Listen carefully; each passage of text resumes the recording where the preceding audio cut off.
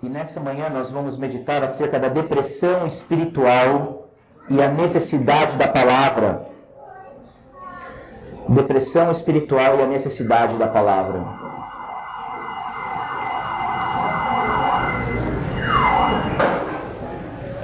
Salmo 19.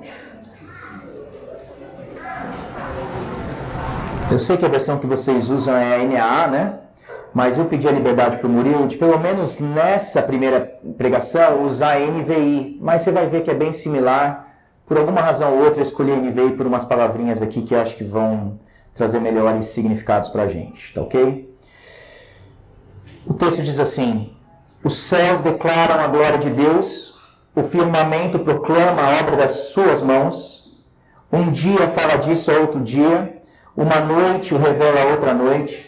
Sem discurso nem palavras não se ouve a sua voz, mas a sua voz ressoa por toda a terra, e as suas palavras até os confins do mundo. Nos céus ele armou uma tenda para o sol, que é como um novo que sai do seu aposento e se lança em sua carreira com a alegria de um herói. Sai de uma extremidade dos céus e faz o seu trajeto até a outra. Nada escapa ao seu calor. A lei do Senhor é perfeita e revigora a alma. Os testemunhos do Senhor são dignos de confiança e tornam sábios os inexperientes. Os preceitos do Senhor são justos e dão alegria ao coração. Os mandamentos do Senhor são límpidos e trazem luz aos olhos. O temor do Senhor é puro e dura para sempre. As ordenanças do Senhor são verdadeiras, são todas elas justas. São mais desejáveis do que o ouro, do que muito ouro puro. São mais doces do que o mel, do que as gotas do favo. Por elas o teu servo é advertido, a grande recompensa em obedecer-lhes.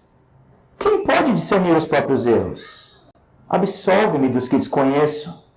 Também guarda o teu servo dos pecados intencionais, que eles não me dominem, então serei íntegro, inocente de grande transgressão. Que as palavras da minha boca e a meditação do meu coração sejam agradáveis a ti, Senhor, minha rocha e meu resgatador.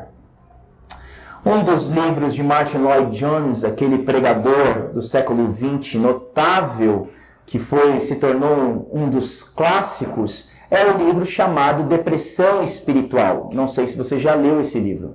Esse livro, Depressão Espiritual, é uma compilação de 21 sermões que Martin Lloyd Jones pregou lá em Londres em 1954. Veja o coração pastoral de Martin Lloyd Jones, 21 sermões num único tópico: depressão. Numa época pós-guerra que ele vivia, ele entendeu que ele precisava abordar esse assunto biblicamente. E ao meu ver, há 3 fatores que tornam esse livro, Depressão Espiritual, que você compra hoje pela PES, um clássico. Está talvez, aí, como alguns dizem, entre os 100 melhores livros do século passado. Qual é esse primeiro fator que torna esse livro um clássico? Em primeiro lugar, é a clareza e a profundidade que Martin Lloyd Jones pode abordar o assunto.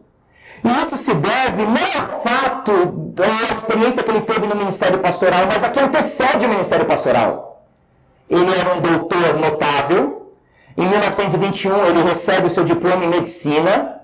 Ele passa nada mais e nada menos que trabalhar com um homem chamado Dr. Thomas Hodder, lá no hospital de Bath, em Londres. Esse Dr. Thomas Hodder cuidou de um homem chamado Eduardo VII, que foi rei da Escócia, da Irlanda e rei do Reino Unido daquela época. Esse Dr. Thomas Hodder era o homem mais notável na área da medicina. E assim que o Lloyd Jones se forma em medicina, ele passa a trabalhar com esse doutor agora. Portanto, quando ele está escrevendo o seu livro, Depressão, está pregando sobre isso, ele consegue abordar o assunto com uma profundidade, uma clareza impressionante. Ele era um dos melhores médicos da sua época. O segundo fator que me chama a atenção no livro, que para mim se torna aí um best-seller, é que Martin Lloyd Jones parte do pressuposto que crentes podem sofrer com depressão. E eu preciso enfatizar esse ponto com vocês. Ele começa expondo os seus sermões com o Salmo 42, que o Paulo Vale vai pregar para vocês. E Salmo 42, vocês lembram do clamor do salmista, que ele está dizendo, porque está batida a minha alma. Mas o clamor ali no Salmo 42 não é de um incrédulo, é de um regenerado. Porque o Salmo 42 começa dizendo que assim como a corça anseia por águas, assim eu anseio por ti. Somente um regenerado, aquele cara que foi tocado pela graça de Deus, pode dizer que ele anseia por Deus. E eu digo isso porque hoje há correntes que vão dizer que o crente não pode sofrer com depressão. E a minha pergunta a esse pessoal é: o que vocês fazem com o Salmo 42? E a resposta deles é simples. O salmista está em pecado quando ele está dizendo isso. É uma alma infantilizada. É uma alma mimada. Porque quando você está falando consigo mesmo, porque você está abatido, imagina, o cristão jamais pode ficar abatido, dizem eles. Eu teria muito receio em dizer que um espírito quebrantado é uma alma mimada, como o do salmista no Salmo 42. Mas há uma terceira razão que torna esse clássico, essa obra de Lloyd Jones um clássico, e aqui acho que é onde a gente deve prestar mais atenção, é porque ele vai chamar essa depressão de depressão espiritual. E a pergunta é: por que ele chama essa depressão de depressão espiritual? E a resposta é porque Martyn Lloyd Jones está ancorado sobre os puritanos. Os puritanos do século XVII, eles eram esses homens que eram médicos da alma, na polimênica, no cuidado pastoral, eles eram inigualáveis. Eles conseguiam tratar dos problemas da alma como ninguém. Se você já leu um escrito de algum puritano aí do século XVI e XVII, você sabe o que eu estou dizendo. Eles diriam aos puritanos que há 3 causas para a depressão. A primeira causa, circunstancial. Primeira causa para a depressão, circunstancial. Quando aqueles traumas acontecem nas nossas vidas e, de repente, puxa-se o gatilho da depressão.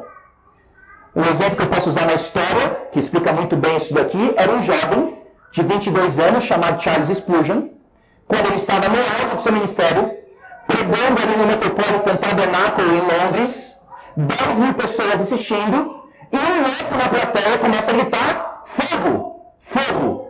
Aquelas 10 mil pessoas começam a correr de um lado para outro. De repente, o resultado que nós temos são 7 pessoas mortas e 22 feridos. E ele era um pastor jovem de 22 anos.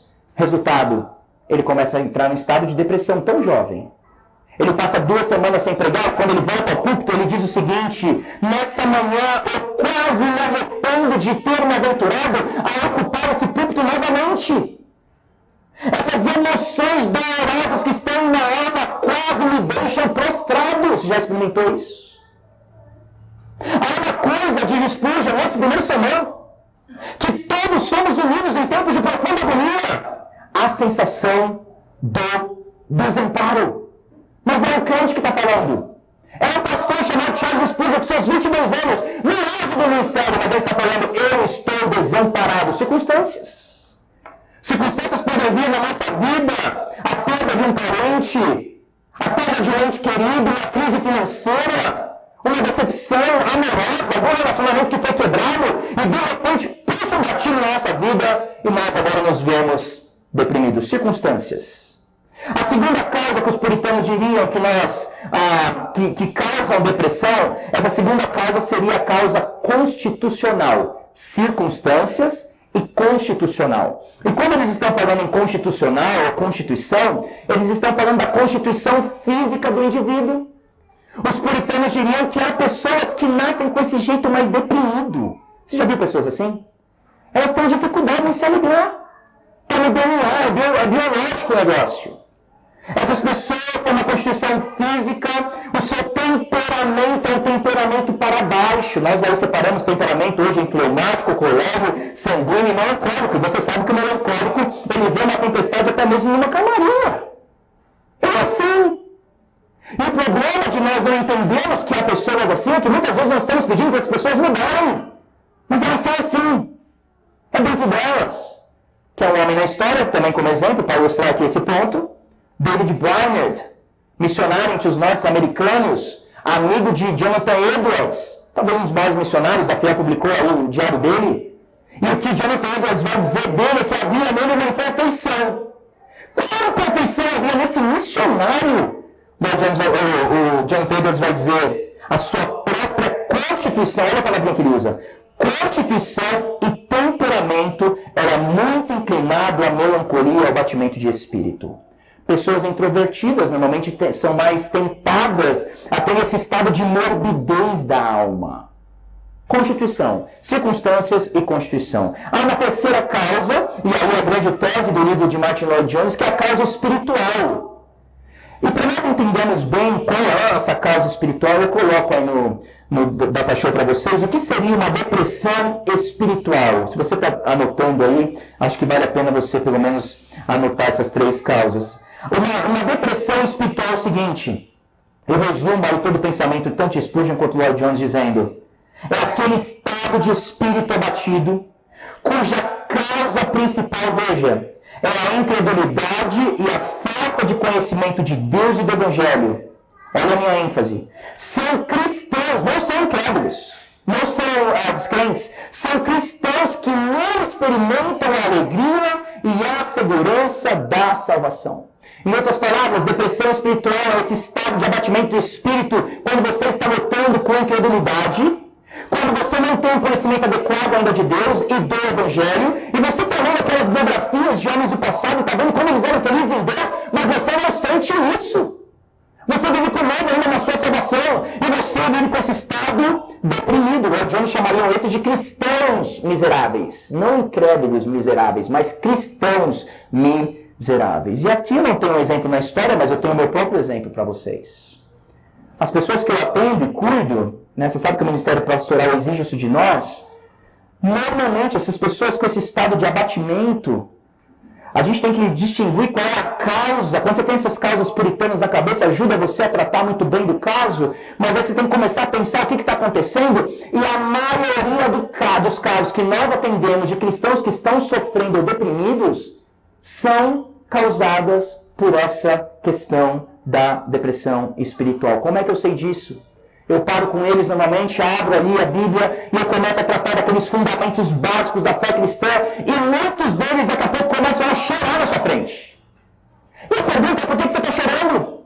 E eles vão dizer: porque talvez eu nunca ouvi isso.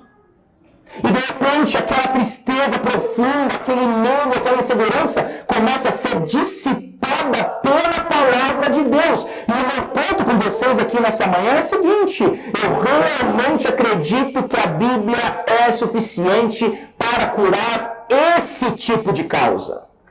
Eu sei que existem outras causas para as nossas depressões e angústias, como físicas, mas o meu receio é que muitas das vezes nós tornamos físicas aquilo que é puramente espiritual. E quando o problema é espiritual, Deus nos deu um antídoto eficaz, e esse antídoto é a sua própria palavra. E o que eu quero fazer com vocês essa manhã é resgatar essa ideia da suficiência da palavra de Deus para o bem-estar da alma. Se eu conseguir fazer com vocês, eu deixar claro para vocês, eu convencê-los de antes de você recorrer ao psicólogo, ao psiquiatra, recorrer à própria palavra de Deus, eu acho que eu ganhei meu tempo com vocês nessa manhã. No final do dia, o que eu quero com vocês é que vocês gravem o verso 7 desse Salmo 19, em que o salmista vai dizer: a lei do Senhor é perfeita e revigora a alma. Salmo 19, ele é talvez o maior poema do saltério que nós temos. Deixa eu só trocar o...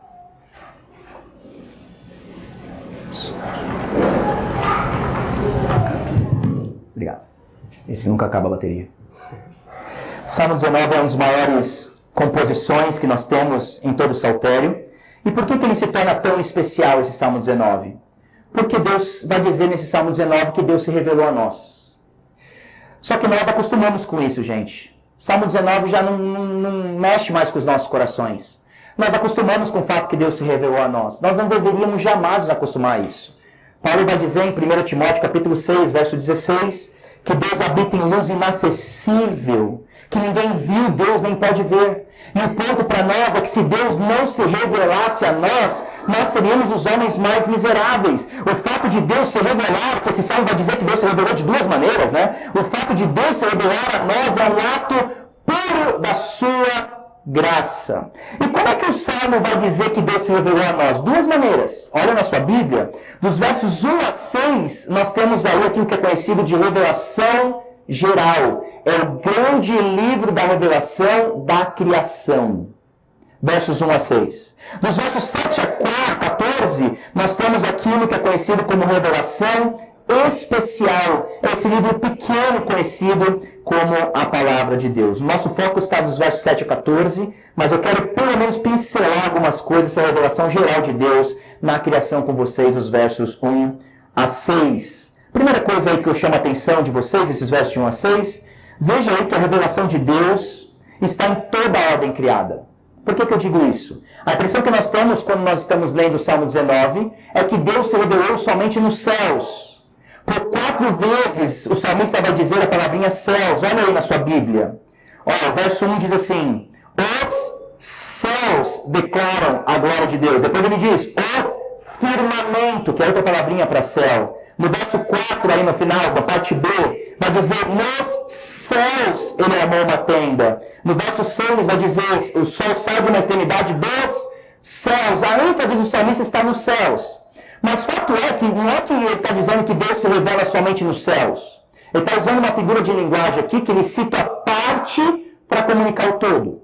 Ou seja, ele está olhando para o céu, ele está dizendo, nossa, Deus de fato manifestou a sua pessoa na criação. Mas aí nós sabemos que Deus se manifestou numa formiga, num fungo, numa planta, numa flor ou num mamífero. A pergunta que nós temos também que responder nessa revelação geral é por que ele cita o sol? Você tem 3 versos aí, dos versos 4, 5 e 6, que ele dá ênfase ao sol. Olha aí na sua Bíblia. Ele vai dizer que nos céus, no finalzinho do verso 4, ele armou a tenda para o sol, e aí ele começa a falar do sol desses 3 versos. O que ele está fazendo, gente, aqui no templos aí de Davi, o sol era tido como um deus. Né? O sol era adorado pelos egípcios, a lua era adorada pelos babilônicos, e até hoje o pessoal mexe com a astrologia. Portanto, quando Davi está dizendo, está falando acerca do sol, ele quer exatamente mostrar que o sol não é um deus. Muito pelo contrário, há um Deus por trás do sol, e esse sol é totalmente limitado. Olha o que ele diz no verso 4. Que nos céus, parte B do verso 4, Deus armou uma tenda para ele. O sol, quando vem à noite, ele deixa de brilhar. Essa é a imagem do salmista. Se ele fosse todo poderoso assim, ele estaria brilhando no mesmo lugar o tempo todo. Mas agora é uma tenda para ele, ele está limitado. No verso 6 ele diz que ele sai de uma extremidade dos céus até outra. Ou seja, Deus traçou o caminho que o sol deve percorrer. Essa é a visão do salmista, nós sabemos que não é muito bem assim. Mas Deus traçou o caminho que o sol deveria percorrer. O sol está totalmente limitado na mão do seu Criador. A segunda coisa que nós vemos nessa revelação geral é que ela é universal. No verso 4 vai dizer que toda a terra tem esse conhecimento. Essas palavras chegam até os confins do mundo, então todos os homens têm o conhecimento que Deus é o Criador, inclusive os ateus. Isso que o Salmo está dizendo. E por último, aí nesses 6 primeiros versos, nós podemos ver que o Salmo está dizendo para nós que a revelação geral de Deus ela é clara. Os homens são indesculpáveis. Ele usa aqui os verbos da fala. Olha o verso 1, ele vai dizer, os céus declaram, o firmamento proclama. Verso 2, um dia fala ao outro dia. Verso 4, sua voz ressoa por toda a terra. Em outras palavras, ele está usando verbos da fala. A ideia que se tem aqui é que a criação é um professor, nós estamos na sala de aula e ela está o tempo todo comunicando para nós que Deus existe. Por que homens não acreditam nessa revelação? Romanos 1, eu boto para você aí. Romanos 1, 19 e 21 vai explicar para a gente. No verso 20 vai dizer que os homens conhecem de Deus que poderia ser conhecido.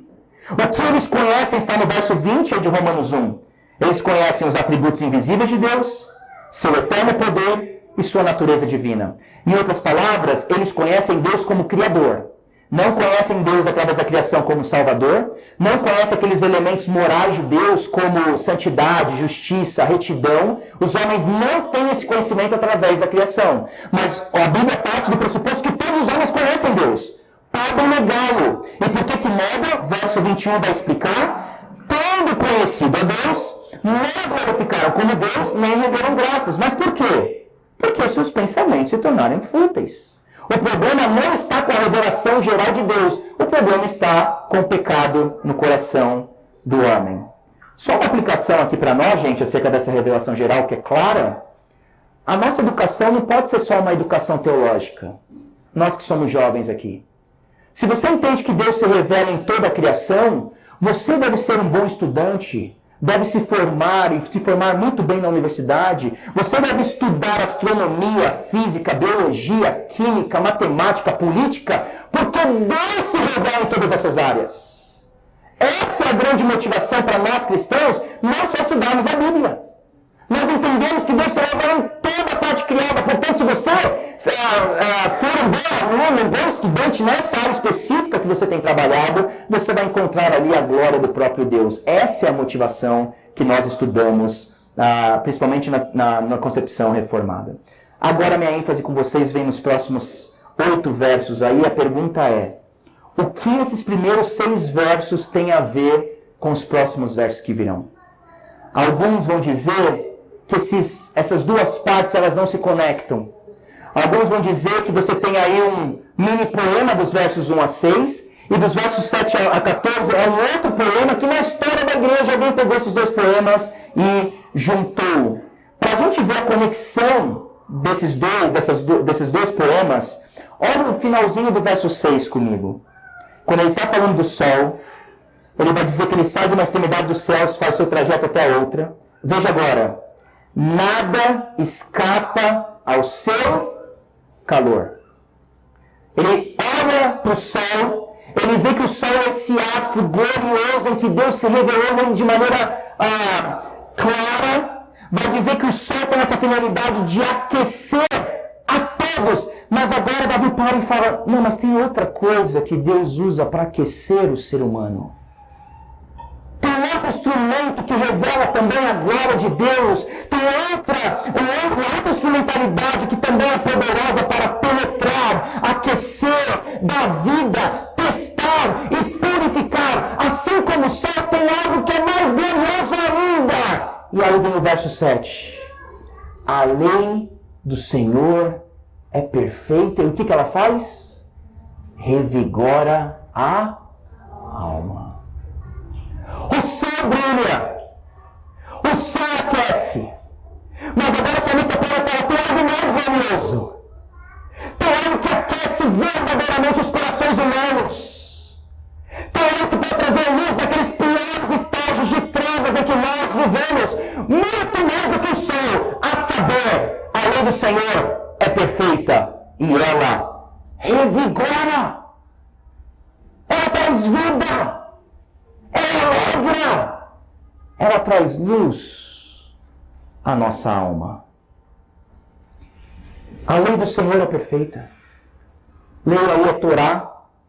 Torá, você sabe que no Antigo Testamento é a palavrinha usada para ensino e instrução. Mas veja que ele vai dizer: a lei do Senhor é perfeita. Ela é suficiente. Ela é sem erro. E a pergunta que nós temos que fazer: ela é suficiente para quê? Porque aqueles que acusam a palavra de Deus de não ter a sua suficiência, vão dizer: mas a Bíblia não diz tudo sobre ciência. A Bíblia não diz tudo sobre medicina. Mas o salmista nunca disse que era suficiente para isso.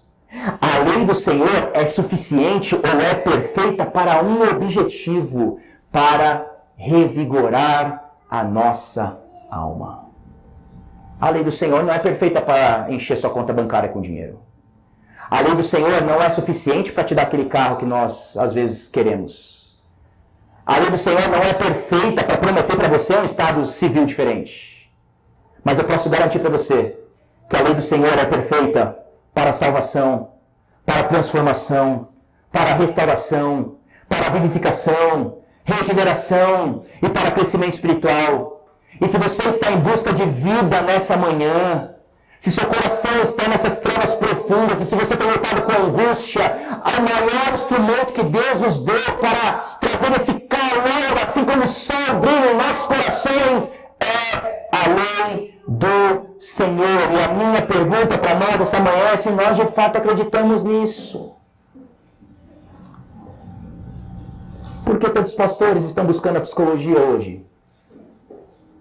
Não, eu não sou contra a psicologia. Eu tenho um pastor na Trindade hoje que é psicólogo. Talvez um dos melhores que a gente tem ali na região. Mas por que eles têm buscado tanta psicologia? Eles deixaram de acreditar que a lei do Senhor é perfeita para revigorar a alma. Eles precisam buscar outros instrumentos, porque talvez a lei do Senhor não é tão perfeita assim. Por que quando você começa a sofrer, começa a lidar com angústias, lidar com alguns medos, algumas decepções, a primeira coisa que vem na sua cabeça é: eu preciso de um psicólogo? Mas por que você não busca o pastor da sua igreja? Por que você não para nessas crises e fala: eu preciso da palavra de Deus, eu preciso saber o que ele está dizendo acerca do meu respeito, da minha crise, eu preciso conhecê-lo? Será que de fato nós acreditamos que a lei do Senhor é perfeita para revigorar a nossa alma? Será? Deixa eu mostrar alguns exemplos para vocês. Eu estou botando uma tese, eu preciso comprovar para vocês essa tese. Eu queria dar alguns versículos para vocês que estão no Novo Testamento. Anota isso e volta esses versos depois. O primeiro que eu coloco aí é 1 Tessalonicenses 4, versos 13 a 18. Olha, rapidamente, só o primeiro verso eu explico. A gente não vai ter que ler tudo, não. Só o primeiro verso. Olha Paulo dizendo a essa igreja: irmãos, não queremos que vocês sejam ignorantes, presta atenção, quanto àqueles que já morreram, para que não se entristeçam como os outros que não têm esperança. Em outras palavras, Paulo está dizendo: irmãos, eu não quero que vocês sejam entristecidos. Eu não quero mais vê-los tristes. A pergunta é: o que Paulo faz para acabar com esse estado de tristeza na vida desses irmãos? Dos versos 14 a 17, Paulo faz um mini tratado de escatologia, falando da volta de Cristo. Se cremos que Jesus morreu e ressurgiu, cremos também que Deus dará, mediante Jesus Cristo, juntamente com Ele, aqueles que nele dormiram. Ele vai começar a falar da volta do Senhor Jesus Cristo. Olha o verso 18 agora, o final. Consolem-se, mas consolem-se com o que, apóstolo Paulo? Uns aos outros com estas palavras. Para o apóstolo Paulo, a ignorância causa sofrimento. E é aí que eu estou tratando com vocês de depressão espiritual. A incredulidade, a ignorância do Evangelho, a ignorância de quem Deus é, causa sofrimento. E eu não quero mais que vocês sejam ignorantes, porque sendo ignorantes, vocês estão entristecidos. E para Paulo, doutrina vai aquecer o coração humano. Consolem-se com estas palavras. Mais um exemplo que eu coloco para vocês, Romanos 15, 4. Só anota, depois você pode voltar nessa passagem. Olha o que Paulo diz, que belíssimo. Pois tudo que foi escrito no passado foi escrito para nos ensinar de forma que por meio, veja, da perseverança e do bom ânimo procedentes das Escrituras. Da onde que vem a perseverança? Da onde que vem o bom ânimo para o apóstolo Paulo? Vem das Escrituras. Mais um verso que eu olho com vocês. Filipenses 1, 25, 26. Só o verso 25. Convencido disso, sei que vou permanecer e continuar com todos vocês para o seu progresso e alegria na fé. Da onde vem a alegria? A alegria na fé. Como é que a fé é alimentada? A fé é alimentada pela palavra de Deus. João 15, 11. E aqui, gente, ouça o nosso Salvador Jesus Cristo falando. É maravilhoso isso daqui.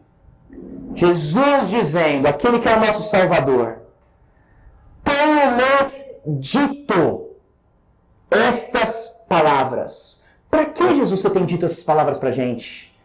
Para que a minha alegria... Veja que ele não diz para que a alegria. Ele diz para que a minha alegria esteja em vocês e a alegria de vocês seja completa. Será que nós não estamos em busca de alegria completa? Será que naqueles tempos em que nós estamos em crise não é isso que nós precisamos? E Jesus está dando remédio para a gente. Eu tenho dito isso a vocês, não só para que vocês tenham algum tipo de alegria, mas para que essa alegria divina entre no coração de vocês, a fim de a alegria de vocês serem completas. A lei do Senhor é perfeita e revigora a alma. Segue comigo aí no Salmo 19, eu só vou agora pincelar até o final por causa do nosso tempo. Segunda coisa que ele diz, ele chama essa lei agora dos testemunhos do Senhor são dignos de confiança. Os testemunhos do Senhor são dignos de confiança. Eu não sei o contexto que você vem, mas aqueles que vêm talvez de um contexto mais pentecostal, amam ouvir testemunhos. Testemunhos edificam a gente. Quando algum irmão pega o microfone e começa a dizer o que Deus fez na vida dele, é maravilhoso, né? A gente teve batismos agora na Trindade. Aquelas pessoas confessando a fé pela primeira vez, derrete o nosso coração. Agora imagine essa cena. O próprio Deus entra por aquele lugar, passa no corredor, pega o microfone e começa a testemunhar acerca de si mesmo. Isso acontece todos os domingos quando a palavra de Deus é pregada. Isso acontece toda vez que você abre sua Bíblia e o próprio Deus testemunha acerca de si mesmo. Os testemunhos do Senhor, diz o salmista, são dignos de confiança. Claro, é o Senhor quem está testemunhando. Todo domingo, quando você ouve a pregação, nessa manhã, você está ouvindo o Senhor testemunhando acerca de si mesmo. É claro que é digno de confiança. Depois ele vai dizer que os preceitos do Senhor são justos e dão alegria ao coração. Preceito, a palavrinha aqui é para princípio. E a gente responde aquela objeção que diz, mas a Bíblia não aborda todas as questões claramente. Tem várias coisas que a Bíblia não diz. Mas a minha pergunta, será que não há princípios? Será que a Bíblia não tem preceitos? Como uma bússola, como uma lente que nós podemos ver todo o nosso contexto e mundo que nós vivemos? O salmista está dizendo, os preceitos do Senhor são justos e dão, mais uma vez, alegria ao coração. É muito comum nós ouvirmos, eu não estou mais com vontade de ler a minha Bíblia. E a pergunta é, por quê? Porque eu não estou bem. E a resposta é por isso que você deve ler a sua Bíblia. Porque quando você vai agora se colocar em contato com a palavra de Deus, essa alegria vai vir ao seu coração. Daí ele vai dizer, os mandamentos do Senhor são límpidos e trazem luz aos olhos. E mandamentos, hoje em dia, a gente tem que até falar baixinho, porque senão a gente é fundamentalista. Porque falar em mandamento, imagina, existe verdade absoluta, gente? Você vai falar de autoridade hoje? Os pais não são mais autoridade. O governo não é autoridade. Os professores em escola, né, alguns trabalham aqui com isso, não são mais autoridades. Mas ainda assim o salmista está dizendo, opa, nós temos um mandamento. E o que a Bíblia chama de errado é errado. O que ela diz que é certo. O que ela fala que é verdade é a verdade. É o mandamento do Senhor. Nós temos lutado com isso, inclusive no cristianismo. Na época dos fundamentalistas, pelo menos eles pegavam textos provas lá para fazer, falar assim, diz a Bíblia, e você tem que seguir assim. Eram fundamentalistas. Depois vieram os liberais. E os liberais falam, não, a Bíblia pode ser interpretada de inúmeras maneiras, não tem uma autoridade. Se a Bíblia não tem tanta autoridade assim. E agora você tem os neopentecostais, que a Bíblia continua não tendo autoridade, o pastor é autoridade. Mas aqui está dizendo, o mandamento do Senhor é límpido. É límpido. É claro. Não é só para teólogo. Não é só para pastor. Qualquer um pode ler a Bíblia e entendê-la.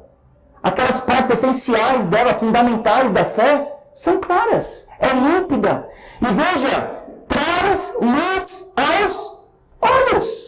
Assim como o sol do verso 6 brilha e traz luz aos olhos, mais uma vez o salmista está dizendo, a palavra de Deus, o mandamento, também traz luz aos olhos. Verso 9. Temor do Senhor é puro. Por que ele chama a Bíblia de temor? Porque a Bíblia causa em nós temor. Temor não é produzido automaticamente na nossa vida e nem somente orando. Eu estou frio com Deus, eu estou sem vontade de servi-lo, eu vou começar a orar aqui para ver se Deus aviva o meu coração. Não é assim que Deus coloca temor no seu coração. Deus coloca temor através da palavra dele. A própria palavra dele chama temor. Normalmente quando eu estou falando com pessoas, eu tento exaltar aquela belíssima passagem que é o Salmo 1, quando essas pessoas estão tristes e deprimidas na minha frente, tentando resgatar elas o compromisso com a palavra de Deus. E eu disse a elas no Salmo 1, o salmista vai dizer que bem-aventurado aquele homem que não anda segundo os pecadores, nem se juntou com eles, né? Nem tem o seu prazer ali. Antes disso, o salmista tem o seu prazer na lei e na sua lei ele medita de dia e de noite. Aí eu estou falando com eles, né? Você vê, o salmista tem prazer. E ele medita de dia e de noite. Aí a resposta da pessoa é, mas eu não tenho prazer. E a minha resposta é, sabe por que o salmista tem prazer? Porque ele medita de dia e de noite. É inverso o processo. Nós achamos que, Deus, me dá prazer, porque quando o Senhor me der prazer, aí sim eu vou recorrer e vou meditar na sua palavra. Mas o processo é inverso. Porque conforme você medita no temor do Senhor, Ele vai colocando prazer e Ele vai colocando cada vez mais temor no seu coração. O temor do Senhor é puro, não tem erro e dura para sempre. A Bíblia não é um livro escrito milhares de anos atrás, que caducou. Isso foi dito na época de Paulo, isso na época de Moisés. Já passaram mais de 2000 anos. Vocês vão acreditar na Bíblia? O temor do Senhor dura para sempre. É supracultural. E ele termina dizendo: as ordenanças do Senhor são verdadeiras e todas elas justas. Termino com vocês os versos 10 em diante agora. Davi vai dizer: gente, quer saber? Eu experimentei dessa palavra. No verso 10, lembra que é Davi que está escrevendo, ele teve contato com muito ouro. Mas ele vai dizer acerca dessa palavra: para mim, essa palavra de Deus, ela é mais valiosa do que o ouro puro. E aí Davi olha para aquele negócio na criação que talvez traria mais prazer, a relíquia, aquele alimento mais prazeroso que era o mel. E quando ele pensa no mel, ele vai dizer: não, eu já provei do mel, mas o que eu provei da palavra de Deus me trouxe mais prazer, no verso 10, do que as gotas do favo. Valor e prazer, diz Davi, na experiência que ele teve com a palavra de Deus. E ele termina orando. Dos versos 11 a 13, ele faz 3 pedidos aqui a Deus. O primeiro, ele ora para que Deus perdoe os seus pecados. Olha aí comigo do verso 12 e 13. Ele cita pecados em diferentes categorias. Ele vai dizer: quem pode discernir os próprios erros? É uma categoria, né? Absolve-me dos que desconheço. Existem aqueles que nós não conhecemos. No verso 13 ele vai dizer: também guarda o teu servo de pecados intencionais. Existe aquele que é deliberado. E por último ele vai dizer acerca da grande transgressão. Normalmente quando nós vamos pedir perdão de pecados a Deus, nós somos muito generalistas. Senhor Deus, perdoa o meu pecado, em nome de Jesus, amém. Mas aquele homem que está cheio da palavra de Deus, ele esquadrinha a sua própria alma. Por isso que ele vai dizer: Senhor, existem erros, existem aqueles que eu desconheço. A tua palavra tem revelado para mim que existem aqueles pecados que são intencionais. E a tua palavra também tem revelado a mim que existe uma grande transgressão na minha vida. Então, Senhor, porque a tua palavra tem revelado isso a mim, me perdoa. A primeira oração que ele faz é essa. A segunda oração está no verso 14. Que as palavras da minha boca e a meditação do meu coração agora sejam agradáveis a ti. Em outras palavras, ele está dizendo: Senhor, faz de mim um homem da palavra. Porque somente quando o meu coração for cheio da tua palavra, que as minhas palavras serão agradáveis a ti. Porque a palavra, a boca fala que o coração está cheio. O que ele está pedindo é: Senhor, agora, perante essa revelação toda, faz de mim um homem da palavra.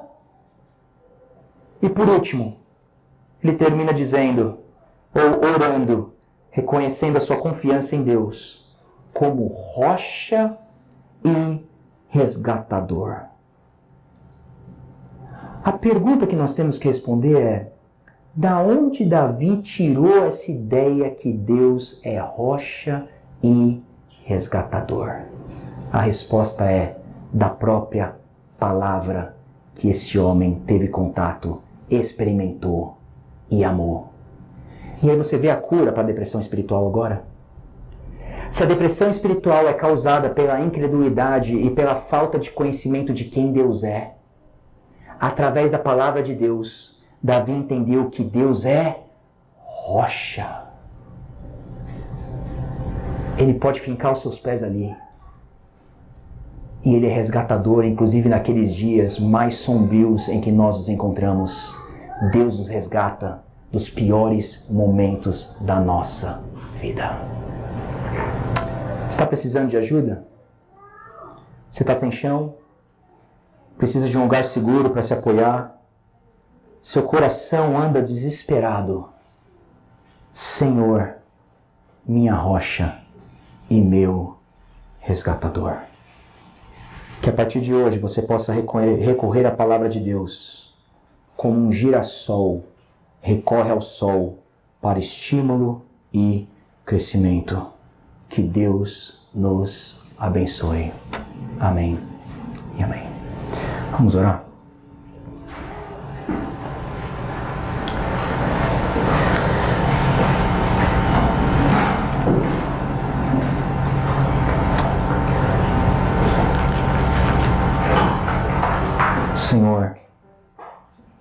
nessa manhã o Senhor falou a nós através da sua palavra. O Senhor trouxe vida aos nossos corações mais uma vez. Nossa oração e nossa resposta tem que ser como a do salmista nessa manhã. Esquadrinha o nosso coração, esquadrinha a nossa alma. Vê em nós, Senhor, os erros, as falhas intencionais, os pecados que nós desconhecemos, as grandes transgressões, e perdoa-nos em Cristo Jesus. Mais do que isso, Senhor, faz de nós homens e mulheres da palavra. Ajuda-nos aqui, Senhor, a não recorrermos em primeiro lugar a outros recursos, mas sim a Tua palavra. Alimenta a fé do Teu povo nessa manhã, Senhor, a serem disciplinados nas suas devocionais, no tempo que eles têm com o Senhor. Quando a nossa mente estiver lutando com incredulidade ou desanimada em relação à Tua palavra, que possamos nos lembrar de que a lei do Senhor é perfeita e que ela revigora a nossa alma. Mais do que isso, que possamos encontrar o Senhor na palavra, assim como o salmista encontrou. Que possamos encontrar com o Senhor, que é a nossa rocha, e o Senhor, que é nosso resgatador, através da palavra. Meu Deus, faz daqui homens e mulheres da palavra, que eu te peço. No nome de Jesus. Amém e amém.